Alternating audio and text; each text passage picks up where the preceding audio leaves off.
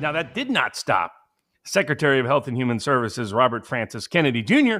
from announcing no more money for mRNA vaccines. So he's being sued by NIH for. Am I mixing up two here? Or he's being sued by... different. He hasn't yet been sued on this one. Okay, fine. So flesh this one out. So what is there was $500 million of taxpayer money shifting to a vaccine strategy of future vaccines, not just the COVID vaccine, being mRNA vaccines. And the problem is mRNA had never been successfully used, period, before the COVID vaccine. There was over 181 different studies since the COVID vaccine detailing and documenting how it is not safe, how it is not effective, how it is not a useful platform for future vaccines, how more people were harmed by the so-called COVID vaccine than were helped by the COVID vaccine.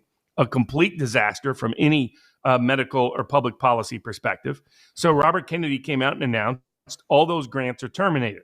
No more money to mRNA vaccines. He goes, we are shifting back to the traditional vaccine model, which is that you have a whole virus, that you use the virus itself as a live virus as opposed to the mRNA. What's astonishing to me is that people are bitching and moaning and saying that this is going to kill people. The fact that he's pulling funding for mRNA research, other than the fact that it had never worked before the COVID shot, it didn't work with the COVID shot. And so the idea that it would replace live virus vaccines is it's insanity. But people are going to say, how are we ever going to make it work if they pull the funding for mRNA research? It's because what he's pointed out is that it's just not a successful platform, that the money needs to be spent on something that's going to work, and that not something that we now have over 180 medical studies, scientific studies that have been published and produced across the world, proving that mRNA didn't even work in the COVID context, has never worked and they've been testing this for 15 years.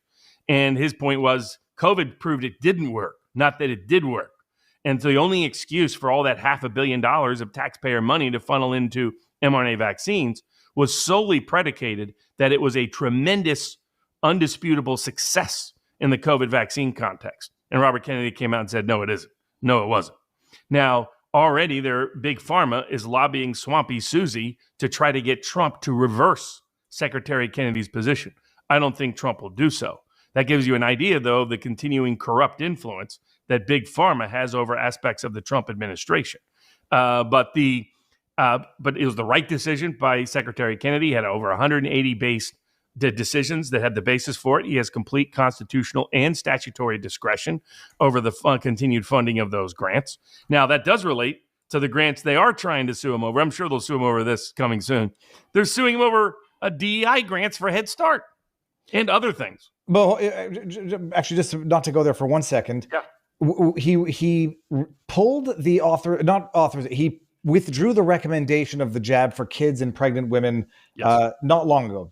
Correct. Late May. And then came out and recommended it not being recommended, period.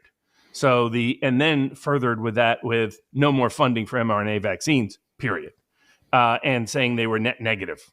So he continues to get everything he can get done. He continues to move, and that there are people who are worried about the pace of action, not recognizing that anything he does, they're going to sue over, not recognizing the power of big pharma still within the Trump administration, thanks to Swampy Susie Wiles. I mean, that's why Roger Stone was out there attacking me personally, because he didn't want people to know about Swampy Susie's deep ties to big pharma.